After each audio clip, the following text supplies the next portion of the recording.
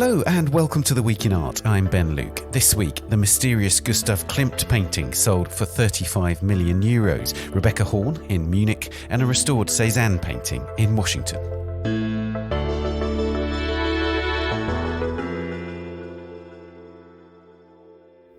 The last painting made by Gustav Klimt, left on his easel when he died in 1918 of illnesses relating to the Spanish flu epidemic of that year, has sold at auction in Vienna for €35 million, including fees. But much remains unclear about the picture, including its sitter, its commissioner, and what happened to it in the Second World War. I talked to Catherine Hickley, the art newspaper's museums editor, about whether this murky provenance contributed to its relatively low price in the sale room. A retrospective of the pioneering German artist Rebecca Horn opens this week at the Haus der Kunst in Munich, and I talked to Jana Baumann, the curator of the exhibition, about this remarkable artist. And this episode's work of the week is Mont Sainte Victoire, one of dozens of paintings made by Paul Cézanne of the towering limestone peak near Aix-en-Provence in France. It was made in 1886 to 87 and is in the Phillips Collection in Washington, D.C. I talked to Elizabeth Steele, the Phillips' head of conservation, about revealing this painting from decades of discoloured varnish as it goes on view in the exhibition Up Close with Paul Cezanne, which is at the Phillips until the 14th of July. We have a new subscription offer for the art newspaper. Subscribe to the art newspaper for as little as 50p per week for digital and £1 per week for print, or the equivalent in your currency. Visit theartnewspaper.com to find out more. Do also subscribe to this podcast and our sister podcast, A Brush With, wherever you're listening. Please also give us a rating or review on Apple Podcasts. Now, a late portrait by Gustav Klimt with a tangled history and surrounded by mysteries sold on Wednesday for a hammer price of €30 million or 35 million with fees at the Imkinski auction house in Vienna, an auction record for Austria. The recent discovery of Portrait of Fräulein Lisa of 1917 was described by the Vienna auction house as a sensation. It was previously only known from a black and white photograph and had been believed lost until Imkinski received a phone call from the consignor around 16 months ago. Much about the Klimt portrait remains unclear. Who exactly the sitter was, who commissioned it, and crucially, what happened to it during the Second World War. Given the doubts about the identity of the pre-war owner, the auction house negotiated a settlement between the consignor and the heirs of two branches of the Lisa family, who were important Jewish industrialists in the Austro-Hungarian Empire. The all-time record for a Klimt at auction, meanwhile, was set last June at Sotheby's in London, when his portrait Dame mit Fächer, or Lady with Fan, from 1917, sold for £85.3 million, including fees. I spoke to our museums editor, Catherine Hickley, who's been following this story closely. Catherine, let's get the facts of the auction out of the way to begin with. It sold last night in a Viennese auction room. How much did it sell for? The hammer price was €30 million, so with commission and everything and fees on top of that, that's 35 million. So that was at the low end of the estimate that Imkinski had put forward, which was between 30 million and 50 million euros. Right. And what do we know about the buyer? It was Patty Wong, who is a Hong Kong expert who buys art for Asian collectors. And she seems to be particularly interested in Klimts. I think this is not the first Klimt that she's bought. Right. And for Imkinski, it was obviously a huge thing. I mean, it's the auction record for Austria, 4 times higher than the previous record, and very unusual for art of this calibre, this price, to be sold at an Austrian auction house. But it was at the lower end of the estimate, as you say, wasn't it? You know, the top end was 50. To what extent was that a surprise? Were you expecting it to go for more? Was there much of a bidding war in the auction room, for instance? It seemed fairly quiet, to be honest, in the auction room. It was full, but there weren't that many bids. There were only, I think, 3 or 4 bids because the bidding started at 28 million. So I think there might be a number of reasons why people held back. And one of them probably has to do with the fact that the painting is not finished. It was in Klimt's studio when he died and it's not signed. So there were some dealers arguing that perhaps we don't know exactly what he intended to do in the end. But also, of course, the whole backstory to this painting is extremely complicated and there's been a lot of confusion over it. And that might have added to a bit of hesitation on the part of buyers. Right. One of the things about that is that it's very identifiably a Klimt, isn't it? It's unfinished in the sense that, like, for instance, the left hand is one of the most notable elements that's not complete. But still, it's a very romantic image, a very pretty image. It's the sort of image that you wouldn't be surprised to sell for more. So the unfinishedness would seem to be on the lower end of why it might not have sold. It's the provenance that does seem to be the problem. Yes, I think that's right. Although, of course, there was a settlement with the heirs of the Lisa family before the sale. So that has been resolved, and that shouldn't be an issue for a future buyer. I just wonder, under the circumstances, because we don't know exactly which branch of the Lisa family the painting belonged to and even whom it actually portrays, whether that information might have actually helped the price. The resolution of a mystery might have led to a better result. Should we go through the two different theories then? Because, as you say, we know it's the Lisa family because that's actual factual information that Klimt actually said it was Lisa. That's all he said in terms of the information that was available directly from the artist. But we don't know which Lisa it is. So the first theory is that it was commissioned by Adolf Lisa and it was of his daughter Margarethe Constance. Is that right? Margarethe Constanze, yes. So where does that theory come from? That theory comes from the Catalogue Raisonné. It's been out there for a very long time. And one of the authors of the Catalogue Raisonné, Tobias Natter, who I spoke to yesterday, is still convinced that it shows Margarethe Constanze. One of the reasons for that is that Margarethe Constanze's son believed very strongly that there was a portrait of his mother by Klimt somewhere out there, and he was determined to find it until his death in 2021. And one of the things that he used to say was, just wait and see, once I'm gone, it'll turn up. Right. And it turned up in 2023. So on the other side of the family, though, the Henriette Lisa was the ex-wife of the brother of Adolf Lisa, Justus Lisa. And she had two daughters who could have come into question as the potential sitters for this portrait. One of them was Annie and one of them was Helena. Annie, according to reporting by Der Standard, which has been advocating the Henriette Lisa theory very, very strongly, that's one of the biggest Austrian newspapers, said that Annie Lisa did not have, it says on her immigration documents into the US that she had grey eyes. Helena Lisa, on the other hand, who became a famous economist, said that it did have brown eyes, and therefore the Der Standard is absolutely convinced that it's Helena Lisa and not Margarethe Constanze Lisa. Right. And which side does the auction house come down on? The auction house didn't come down on either side. They said that they felt that there was strong recent evidence to suggest that the painting was commissioned by Henriette Lisa. Particularly, it was found in the Austrian National Archives together with a note giving an address in Vienna, and that address was Henriette's address. So there is a lot to suggest that it could have been Henriette Lisa who commissioned the portrait. Right. On the other hand, as Tobias Natter points out, that when Henriette had to make a list of all her possessions as a Jewish woman for the Nazis, she did not include the painting on that list. And it was quite a detailed list with porcelain and so on there. So that would suggest, on the other hand, that it was not in her possession at the time of the Anschluss, the annexation of Austria. Right, okay.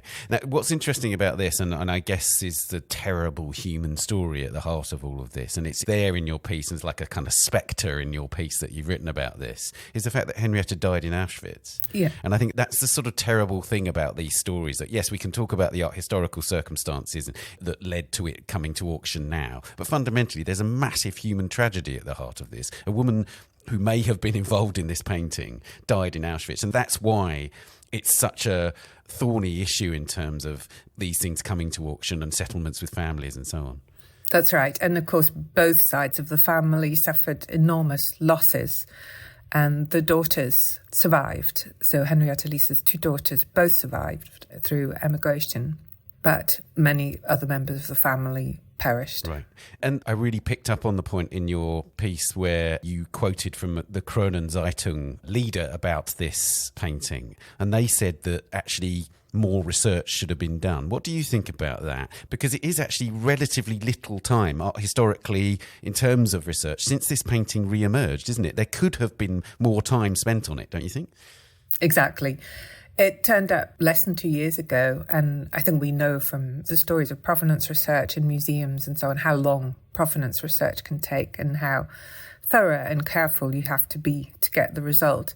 So there will be a lot of people, I think, who will see it that way, who say they should have taken more time, they should have taken more care, and more research could have turned up more detail. I mean, just in the last few months, so much has emerged that wasn't known before through the research by the Standard, but also Kinski found out more too. So it really seems that, a lot more could have been done to get to the bottom of this. One can only hope that if more does emerge now, it doesn't cause any ill feeling within the family about the settlement that has been reached. Yeah, I mean, tell us about that settlement then, because of the lack of available evidence about exactly who it depicts and who commissioned it, it's been settled with both sides of the family and through the Washington Principles. Would you mind explaining what the Washington Principles are and more about the settlement? Yes, so the Washington Principles are 11 principles endorsed by 44 countries in 1998 on how to handle Nazi looted art, primarily in public collections, but not only. I mean, it applies to everything, but obviously they are non-binding and it's much more difficult to apply them to private collections. In this case, the consignor was a private person whose identity has still not been officially confirmed by Kinski. And the whole issue of whether or not the Washington Principles apply, most auction houses would now try to apply them because they get very bad press if they don't, basically. And also because it's the right thing to do, of course. And in this case, the settlement was reached with both sides of the family. We don't know any of the details. It's normal for these kind of agreements to be confidential. But it will include a share of the proceeds of the auction to be divided among the heirs. Right. I mean, it's curious, isn't it? Because there's this glaring fact about not knowing who commissioned it. The fact is that they've made an assumption that this was confiscated by the Nazis, but they don't even know that. There is just a massive cloud over what happens to this painting in that crucial period of Nazi control of Germany. Absolutely nothing is known, but it's hard to imagine a scenario in which some kind of sale under duress or confiscation didn't happen. There's no evidence that the Lisa family sold it before the annexation of Austria, and it's hard to imagine any situation in which it wasn't a confiscatory loss. All of which begs the question, do you think if Kinski had just thought, well, OK, we're going to do proper research for another couple of years, we're going to hold off from bringing it to auction, just to try and get a rock-solid provenance and get more information, whether it actually might have sold closer to 50 million or even more if they had that information? What do you think? I really don't know. It's possible. The extent to which the painting was not finished, how much that weighed on its price, that's very hard to judge and very hard to assess. Or whether the market for Klimt is not what it used to be. Perhaps that's also true. I can't imagine that, though. Catherine, thank you so much. Thank you, Ben.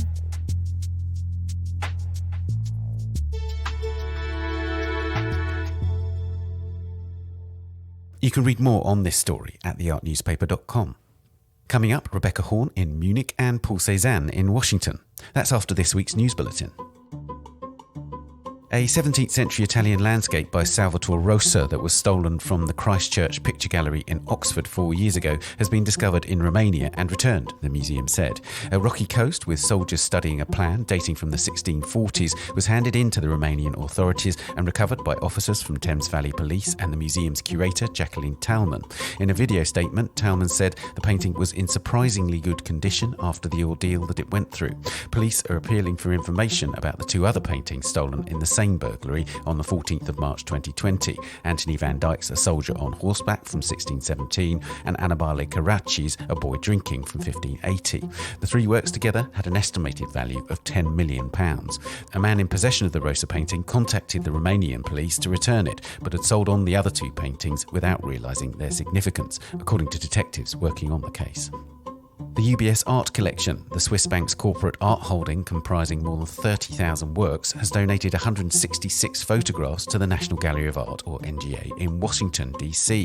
Included in the gift are photographs by Dorothea Lange, Alfred Stieglitz and Edward Weston. The photographs come from a 300-work sub-collection gathered for the US bank Payne Webber by the late John Sarkowski, the legendary head of the photography department at New York's Museum of Modern Art. He compiled the collection in the years following his retirement from MoMA in 1991. UBS acquired Payne Webber in 2000. Mary Rozelle, global head of the UBS Art Collection, told the art newspaper that the images, dating from the 1860s to the 1990s, tell a story not just of the evolving American landscape, but also of the evolution of the medium of photography. Claudette Johnson, the leading figure in the Black British arts movement of the 1980s, who has recently produced some of the best work of her career, has been nominated for the Turner Prize, which marks its 40th anniversary this year. The other artists on the shortlist are Manila-born Pio Abad, Glasgow-born Jasleen Kaur, and Elaine Lebas, born in Worthing in the UK. The Turner Prize exhibition opens at Tate Britain on the 25th of September. The award aims to promote public debate around new developments in contemporary British art and is awarded for an outstanding exhibition or other presentation of British artists' work. The winner gets £25,000 and the other shortlisted artists £10,000. The winner will be announced at Tate Britain on the 3rd of December. You can hear an interview with Claudette Johnson on the A Brush With podcast from the 20th of September last year, and with Pio Abad on the episode of this podcast from the 27th of May 2022. And you can read these stories and much more on the website or the app. Now, a retrospective of the groundbreaking artist Rebecca Horn opens on the 26th of April at the Haus der Kunst in Munich. Horn was born in Michelstadt in central Germany in 1944 and began studying art in Hamburg in the 1960s. She has at various points been based in Berlin, New York and Paris, where she's developed a distinctive multimedia language. The survey runs the gamut from her first works on paper in the 1960s through her early performances and films of the 1970s to the mechanical sculptures of the 1980s and the room-filling environments she began in the 1990s and continues to make today. I caught up with Jana Baumann, the co-curator of the exhibition, just as the show was unveiled this week. Jana, Rebecca Horn has defined herself as a choreographer, first and foremost. Of course, she's a visual artist, but what does it mean that she's a choreographer? Yeah, I would say that she has performative, sculptural and filmic works, and it's about audible existence that can be experienced through body. I would say it's about light, it's about physicality, sound, rhythm, space, all that different media, which she brings together in a beautiful way. Yeah. And of course, all of those things, as you say, are the language, if you like, of choreography and dance. And therefore, that's that connection in a way. It is a choreographic process, even though it happens in museums and galleries and in other spaces as well. Yeah, I think it's very important. Rebecca Horn, she was really interested in dance. She practiced ballet quite a while herself. So I would say this is really a starting point for her work. It's also followed by different influences from her youth, I would say. Yeah, for sure.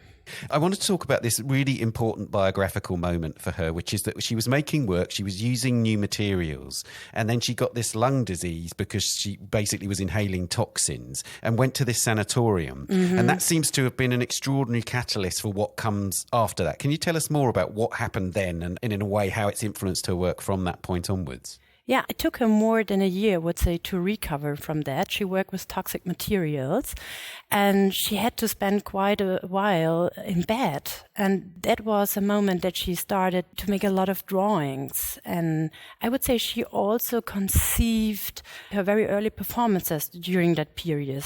The performances appeared 2 years later. But that was a very important moment of reflection for her. Yes, this time of recovering.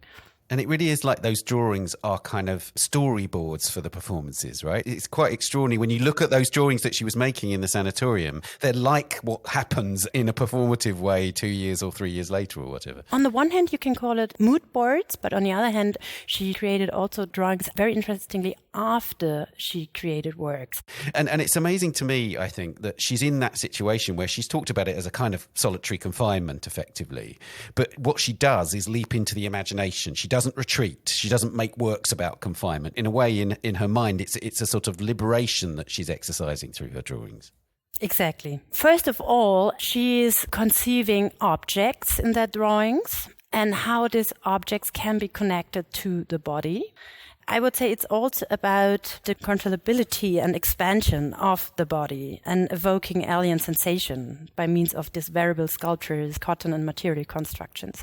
But that's the first step to create those objects. Absolutely. She makes those amazing body extensions, right? So tell us more about those sculptural kind of prostheses that she creates, these amazing sort of extensions of the body in different parts of the body. And then she creates these kind of amazing hybrid bodies from them, right? Yeah, exactly. I mean, it's about movements of fantastic rays and thrashing pain emerged from that. I mean, one of the most well-known body extensions is definitely Unicorn.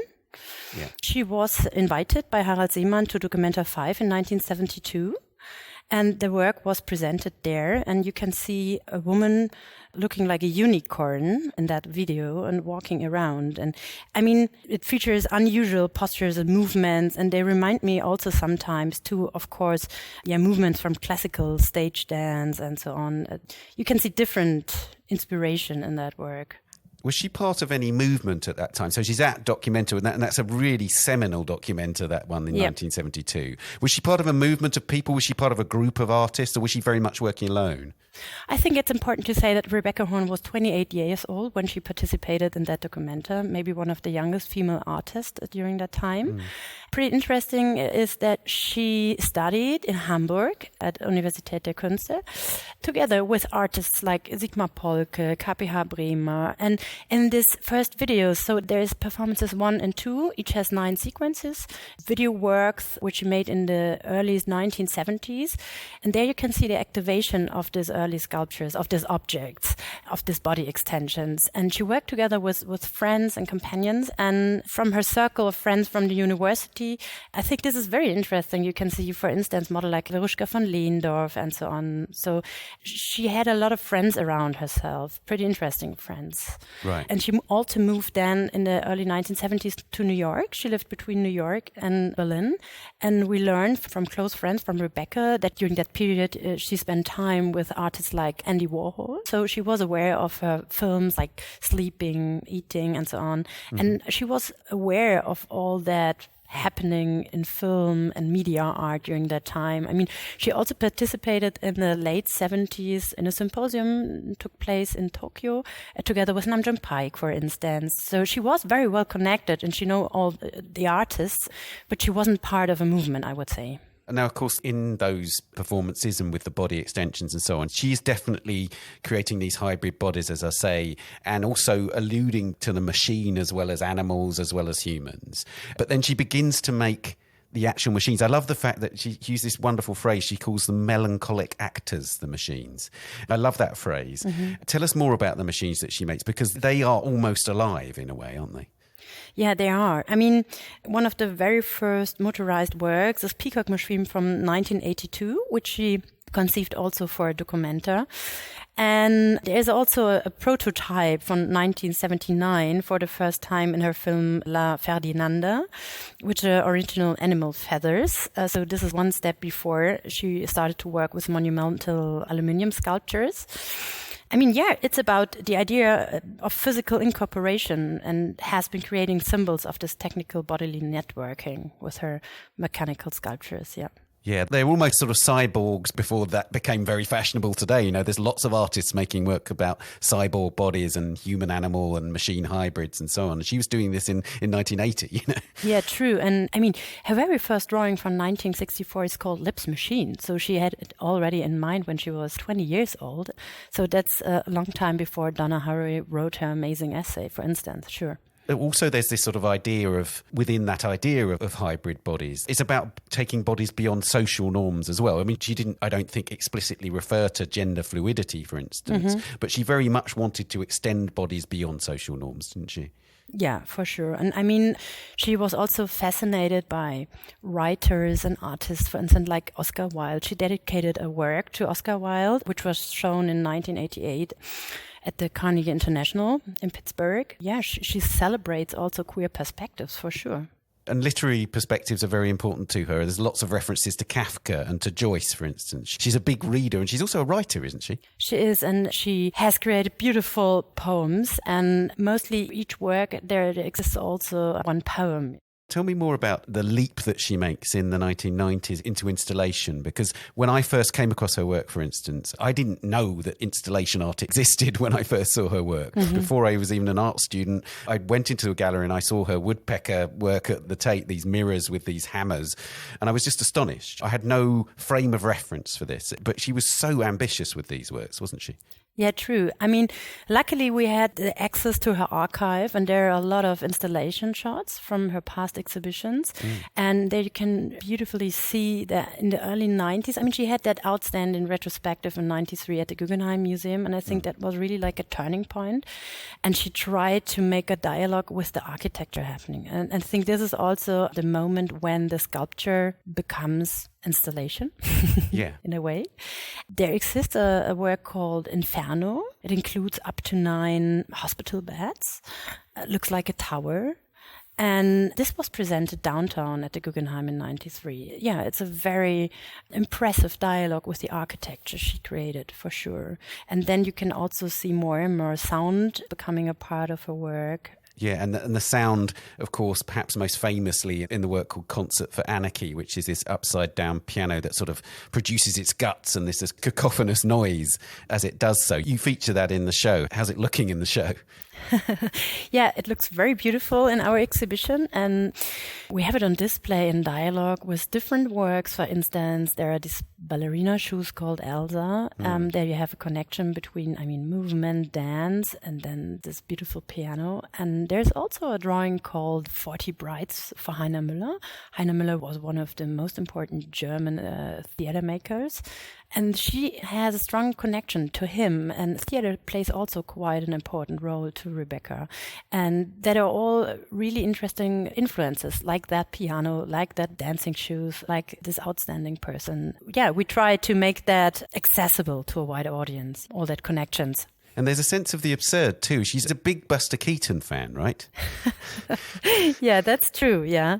One of her heroes, like we learned from an old friend from Rebecca. Yeah, she dedicated one film to him. So tell us more about that. Do you think there's a sort of deliberate humour in the work? Is it clear enough to say that? Or is it more subtle? It is a sense of the absurd rather than a sort of sense of humour?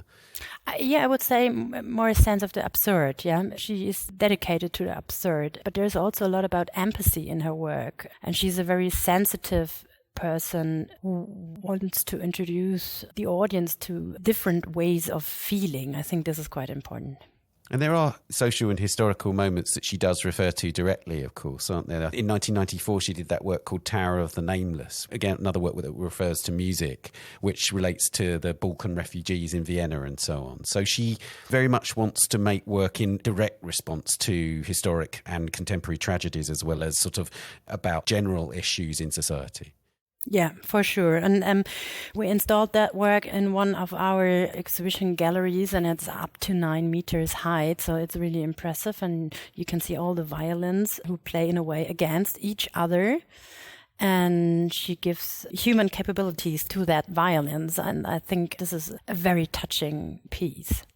It certainly is. One of the things I think about her work, which is very accessible, in fact, is that she does create these sort of animated forms in the sense that she's absolutely referring to sort of traditions within, for instance, conceptualism and performance art and so on. But because of these mechanistic elements, it seems to me she's able to reach us on an emotional level as well. She reaches us through the shock of the movement of the works, but also there is a kind of an emotional tenor that hits us about the work. Yeah, and I guess in the end it's all about the interaction of the senses, you know. This is her approach, yeah. Yeah, tell us more about that. It's all the senses as well, isn't it? Yeah, it is. And like I said in the beginning, it is about sound, about light, about physicality and rhythm, and all this comes together in a very beautiful, virtuous way. And this is how the exhibition works. I would say that you can encounter that central moments from the very first to the latest works.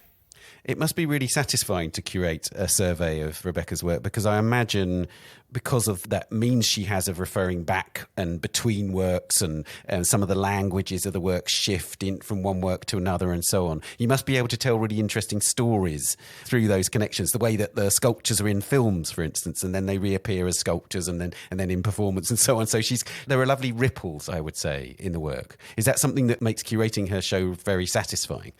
It has been a long journey, so we have been working more than 3.5 years on that exhibition because it is so rich. There are so different media, but we're fascinated how they come together, and it is for sure a very transmedial oeuvre. And this is what we're really interested in. And you need a strong approach, I would say, to develop a storyline. And I think really that the performative aspects connect the earliest work with the latest, and that gives you a beautiful access to understand her work. Yeah. And I think it is also a mission of her, this choreographic approach. Well, Jana, thank you so much for joining us. Yeah, thank you, Ben.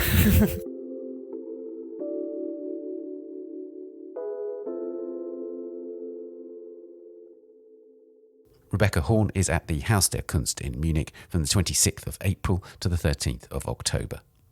And finally, it's time for the work of the week. Over the course of 4 decades, Paul Cézanne painted Mont Sainte Victoire more than 60 times. Among those depictions of this great Provence peak was a painting made between 1886 and 1887 that was the first Cézanne acquired by Duncan Phillips, whose collection is now the basis of one of Washington, D.C.'s greatest museums. The Phillips Collection has just opened Up Close with Paul Cézanne, in which the Mont Sainte Victoire painting is shown for the first time since a major conservation project funded by the Bank of America. The woman who restored the painting is Elizabeth Steele, the museum's head of conservation, and I talked to her about the process.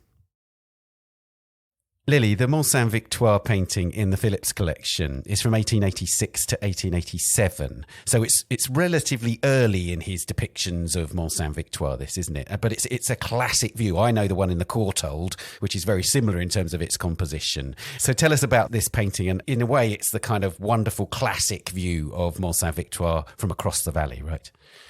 Right. I would say it's a more loosely painted picture than the one in the Courtauld. Right. A lot of the canvas shows through the paint film. When we examined the work, one of the first things we did was look at it with an infrared camera, and we could see this very full graphite pencil sketch that he used to record his impressions of the landscape that he was seeing in front of him.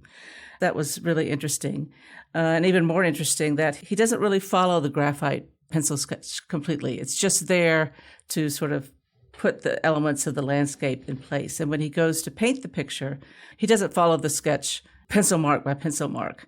It's just a loose reference point for him. So it's a kind of armature on which he can sort of begin the painting, but he doesn't use it as a guide beyond the most rudimentary elements of the composition. Exactly, yeah.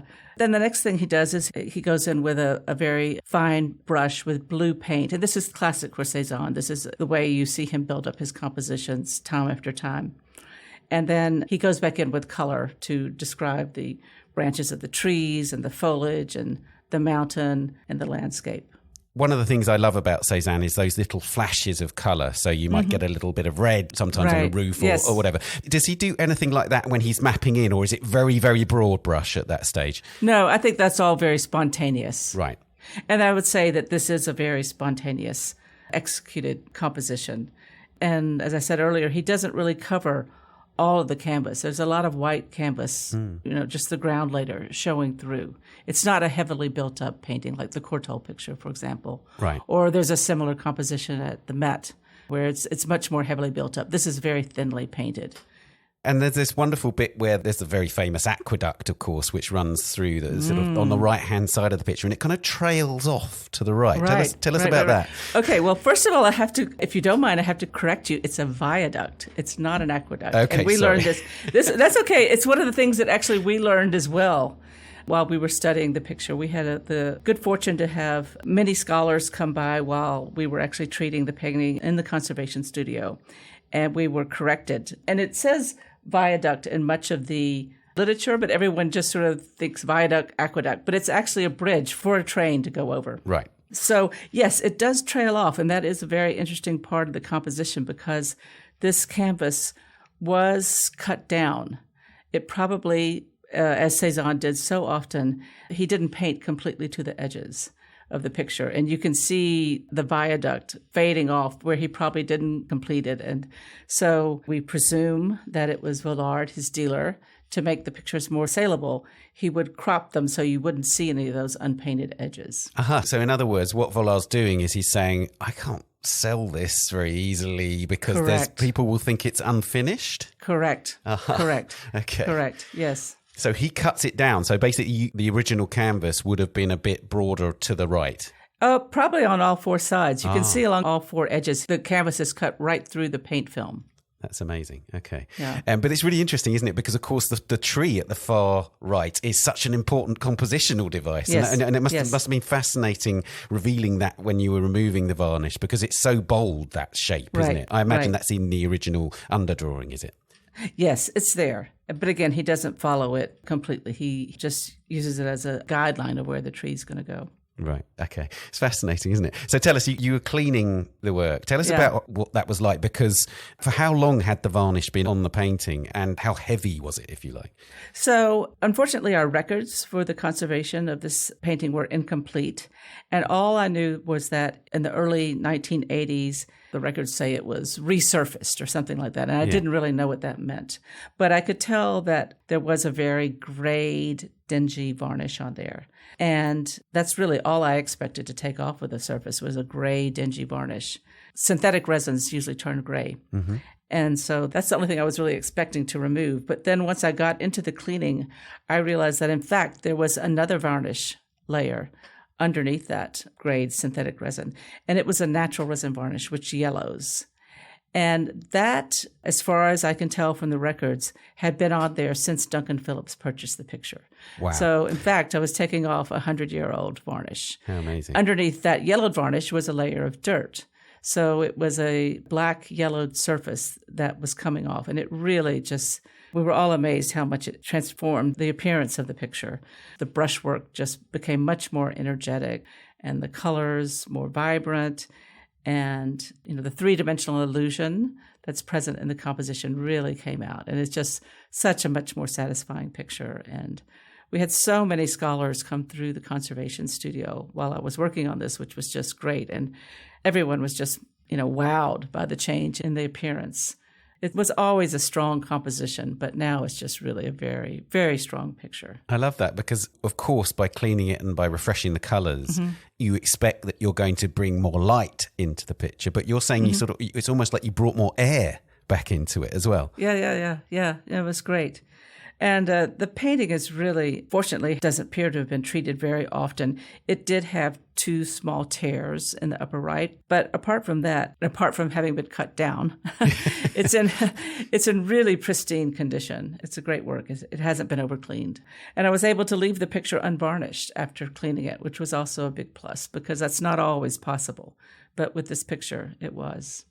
One of the things that those of us who love Cezanne love most about him is his brushwork. Yes. So tell us what it's like when you're taking that varnish off, you're seeing the real intricacies. You've been closer to these paintings than anyone, So did you learn more about his technique actually just through cleaning and everything? Yeah, you just admire him more and more. And it is a wonderful experience to be able to see brushwork that has been muted all of a sudden come to life. And I have to say I was able to share this experience a lot with my colleague, Renee Maurer, who was the curator, and we worked on this project together.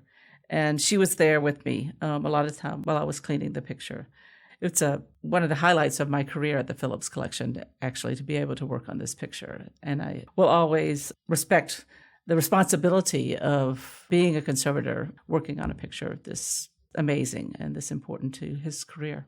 One of the things I always think about Cezanne is that there's a sort of mystery. I spend my life when I'm in front of Cezanne paintings taking pictures of the details because I'm just trying to fathom how the hell he puts it together. As you say, in this picture particularly, there's a lot of space in terms of the natural canvas beneath the surface, the gaps that Phillips himself actually talked about. He talked about every restful area between the fresh touch of the brush. So he was respectful of all of these gaps, if you like. There's a sort of magic about that, an unfathomable magic to me. But you're a scientist artist and you study painting, and so you probably understand how it's applied more than I do to a certain degree. So was there any sense in which you grasped his technique all the more through restoring the picture? You know, when one thinks about Cezanne, one thinks about he painted very slowly, very methodically. But I think this one was much more spontaneous overall. I really wonder how long he was here painting this picture, because it is so thinly painted. You know, I don't think there was a prolonged, working and reworking of this composition. I think what you see is what he saw the first time. I wouldn't be able to say he did it in one sitting or two sittings or whatever, but there's not a lot of reworking of any of the elements of the composition. It's pretty much laid down, directly what he was seeing looking at the Mont Sainte Victoire. So it's going back on view. The public will get a chance to see this. Mm-hmm. And I understand that you're presenting it for the first time as this sort of Cezanne unit, as it's called. Yes. A bunch of Cezannes all together, which were acquired very schematically by Phillips, right? Yes. So it's an opportunity for the public to really get to see what Phillips was trying to do, as well as seeing these refreshed paintings, right? Yes. Yeah, the show is up and it seems to be very well received. And as I mentioned, my colleague Renee Maurer and I worked very hard on developing text panels to accompany the pictures, talking about the history of the painting, the history of Duncan Phillips as a collector, and then describing what we learned from their conservation and trying to sort of take the visitor behind the scenes in the conservation studio to see the things that we see when we're working on pictures. So it's a different experience for our visitor. Well, Lily, thank you so much for joining us. Oh, thank you for having me. It was a pleasure.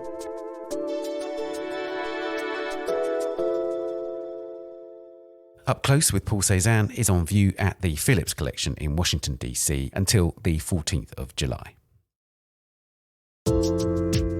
And that's it for this episode. You can find us on X, formerly known as Twitter, at Tan Audio, and on Facebook, Instagram, and Threads. The Week in Art is produced by Julia Michalska, Alexander Morrison, and David Clack. And David's also the editor and sound designer. Thanks also to Daniela Hathaway and to our guests, Catherine, Jana, and Lily. Thank you for listening. We'll see you next week. Bye for now.